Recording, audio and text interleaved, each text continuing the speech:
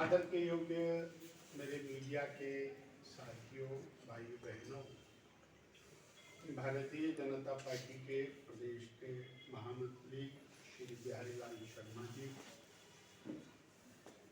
हमारे प्रदेश के उपाध्यक्ष कंवर वीरेंद्र जी, जिला के माननीय अध्यक्ष श्री देशराज जी, किसान मोर्चा के अध्यक्ष संजीव तेष्टा जी, अन्य पदाधिकारी बंधु, उपस्थित साथियों, आज की जो हमारी यहाँ कार्यशाला है वो भारतीय जनता पार्टी 2024 के चुनाव के मद्देनजर अनेक प्रकार के अभियान वो ले रही है, जिसमें 25 तारीख को संविधान दिवस था और संविधान दिवस के समय पर नव मतदाता सम्मेलन हमने 68 विधानसभा क्षेत्रों में वह सम्मेलन संपन्न किए। तत्पश्चात अब 4 फरवरी से लेके 11 फरवरी के मध्य ये एक पखवाड़ा है गांव चलो अभियान का, अर्थात हर पोलिंग बूथ के ऊपर हमारा एक श्रेष्ठ कार्यकर्ता जाकर के हमारे संगठन को वहां चुस्त दुरुस्त करेगा और समाज के प्रभावशाली लोगों को व्यक्तिगत रूप से मिलकर श्री नरेंद्र भाई मोदी जी की सरकार की उपलब्धियों के विषय में जनमानस से संवाद और संपर्क करेगा। इस पखवाड़े के बाद महिला मोर्चा की तरफ से हर पोलिंग बूथ पर, हर ग्राम केंद्र पर सेल्फ हेल्प ग्रुप की बहनों के साथ एक संवाद का, संपर्क का अभियान होगा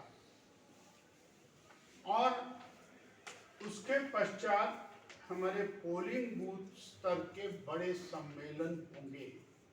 इस प्रकार हम फरवरी एंड तक अपने पोलिंग बूथ के प्रत्येक कार्यकर्ता को पूरी तरह से चाक चौबंद और चार्ज कर देंगे ताकि मार्च और अप्रैल के महीने में वो चुनावी सरगर्मियों में डट जाए। इस हेतु आज ये वर्कशॉप थी। आज की वर्कशॉप में मंडल स्तर के कार्यकर्ता थे और केवल हमारी कामकाजी बैठक थी, कोई भाषण या अन्य प्रकार की कार्यक्रम नहीं थे। इसलिए हम केवल संगठनात्मक दृष्टि से हमारे संगठन के महामंत्री, प्रदेश के अध्यक्ष और हमारी एक राष्ट्रीय स्तर से डॉक्टर मिसेस जैन वो यहाँ आई थी इस अभियान के विषय में जानकारी देने के लिए। तो इतना मुझे इसके बारे में आपसे साझा करना है। आज हम आपसे 2 पहलुओं के ऊपर बात करें। श्री नरेंद्र भाई मोदी के नेतृत्व में पिछले 9.5 साल के अंदर मेरा देश बदला है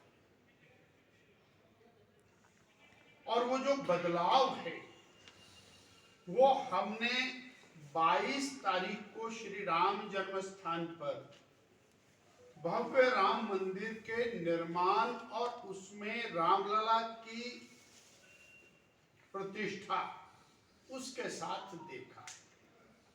किस प्रकार पूरा देश का प्रत्येक व्यक्ति रोमांचित है, किस प्रकार से प्रत्येक माता भाई बहन हर्षित है। वो भारत की आत्मा है।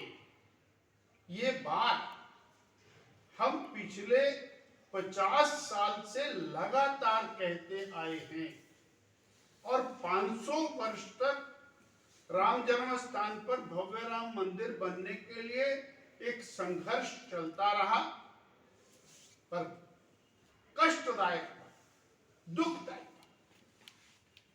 कि कांग्रेस ने श्री राम जन्म स्थान पर भव्य राम मंदिर बनने का सदा विरोध किया।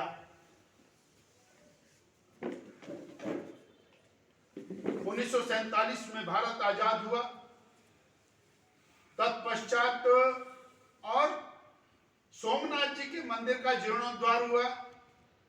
सरदार वल्लभ भाई पटेल जी ने वो काम किया, परंतु पंडित जवाहरलाल नेहरू जी ने राम जन्मभूमि पर राम मंदिर को निर्मित होने से रोका। इतने लंबे समय के अंदर कांग्रेस की सत्ता में 50 साल श्री राम ताले में रहे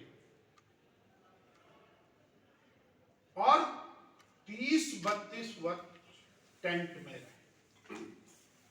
ये हमारे लिए बड़ी शर्मनाक। क्यों?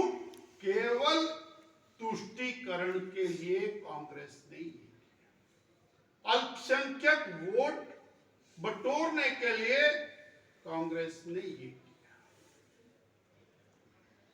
केवल और केवल चंद वोटों के लालच में भारत की आत्मा श्री राम, उनके साथ उन्होंने विरोध किया। राम के अस्तित्व को चुनौती देने वाली कांग्रेस, जिन्होंने सर्वोच्च न्यायालय के अंदर एफिडेविट फाइल किया कि श्री राम का जन्म उसी स्थान पर हुआ, इसका क्या साक्ष्य है? श्री राम महर्षि वाल्मीकि द्वारा लिखी गई एक एपिक है, क्या ये वास्तविक है? और अयोध्या जो राम सेतु है वो अस्तित्व में है या नहीं? और उसके बाद वो अंतर्मन से कलुषित रहे, इसीलिए 22 तारीख के कार्यक्रम में राष्ट्रीय स्तर से इनके नेतृत्व ने कहा हम श्री राम जन्म स्थान के ऊपर राम मंदिर और प्रतिष्ठा के अंदर भागीदार नहीं बनेंगे। परंतु भारत का समाज वो श्री राम के प्रति श्रद्धा रखता है। इसका दूसरा पहलू जो अत्यंत महत्वपूर्ण है वो है राम से राष्ट्र तक की एक यात्रा। राम मंदिर निर्माण हो गया और उस राम की प्रेरणा से राष्ट्र का निर्माण, ये संकल्प आदरणीय मोदी जी ने 22 तारीख को लिया।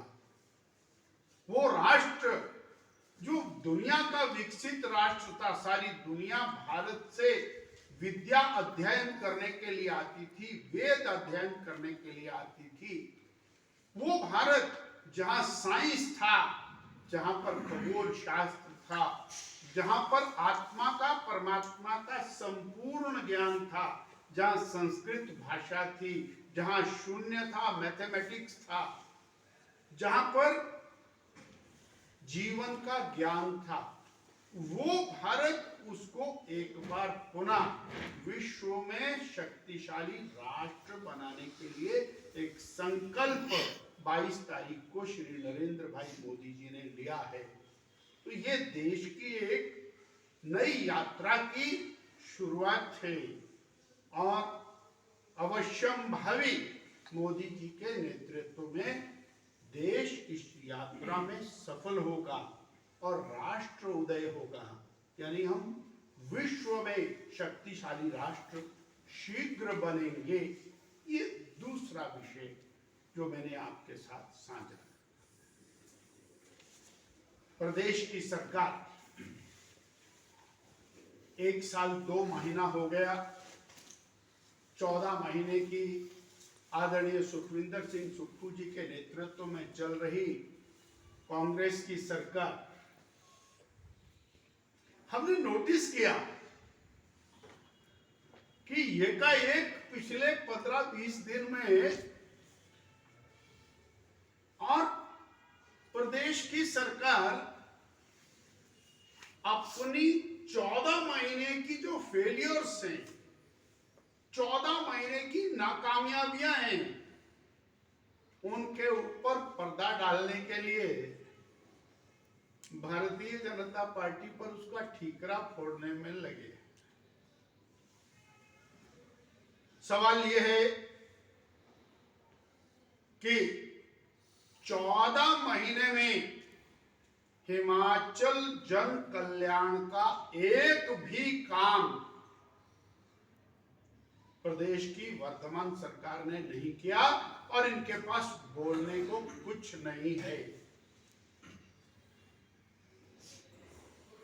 ना इन्होंने स्वतः प्रेरणा से कुछ किया और ना ही जो इन्होंने गारंटियां दी थी उसके ऊपर कुछ किया।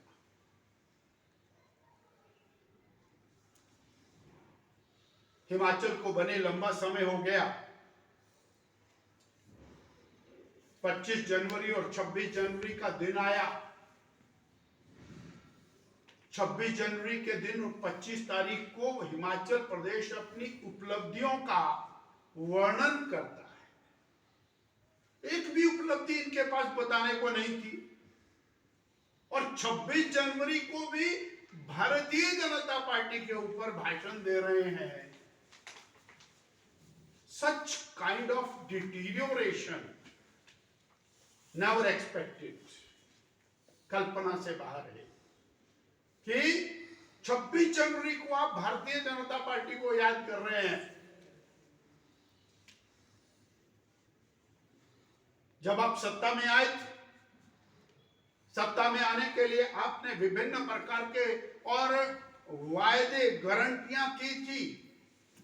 उस समय प्रदेश की माली हालत वो आपको मालूम थी, परंतु केवल वोट लेने के इरादे से आपने प्रदेश की 22 लाख बहनों को धोखा दिया। प्रदेश के 24 लाख बिजली उपभोक्ताओं को धोखा दिया। प्रदेश के 20 लाख किसान परिवारों को धोखा दिया। आपने प्रदेश के 5 लाख बेरोजगार युवकों को, युवतियों को धोखा दिया। और परिणाम क्या? किसी भी सरकार की साख, क्रेडिबिलिटी एक साल में इतनी नहीं गिरती जितनी वर्तमान सरकार की क्रेडिबिलिटी डाउन है। बेरोजगार युवा सड़क के ऊपर नारे लगा, सचिवालय के बाहर उसके आंसू नहीं थम रहे। कांगड़ा में धरने प्रदर्शन हो रहे हैं सरकार के खिलाफ। शिमला में धरने प्रदर्शन हो रहे हैं सरकार के खिलाफ। बिजली बोर्ड में 40 साल के बाद धरने प्रदर्शन हुए सरकार के खिलाफ। कर्मचारी सरकार के खिलाफ प्रदर्शन कर रहे हैं, बेरोजगार प्रदर्शन कर रहे हैं, बहनें प्रदर्शन कर रही। और जो सबसे बड़ी चिंता की बात है, हिमाचल प्रदेश की वर्तमान सरकार ने पूरे विकास कार्यों को स्टैंड स्टिल कर दिया, बंद कर दिया, पीछे को चल पड़ी है। ये एक बहुत बड़ी चिंता की बात है और सरकार को अपनी नीति और नियत इसको स्पष्ट करने की जरूरत है। और कांग्रेस की जो आपसी खींचतान है सरकार की, विधायकों की और पार्टी की, उसके कारण हमें कुछ नहीं लेना उनकी खींचतान से। वो लड़े ना लड़े, परंतु हिमाचल की जनता के प्रति उनकी जवाबदेही है और हिमाचल की जनता उनकी लड़ाई में पिस रही है। इतनी बात मुझे आपसे साझा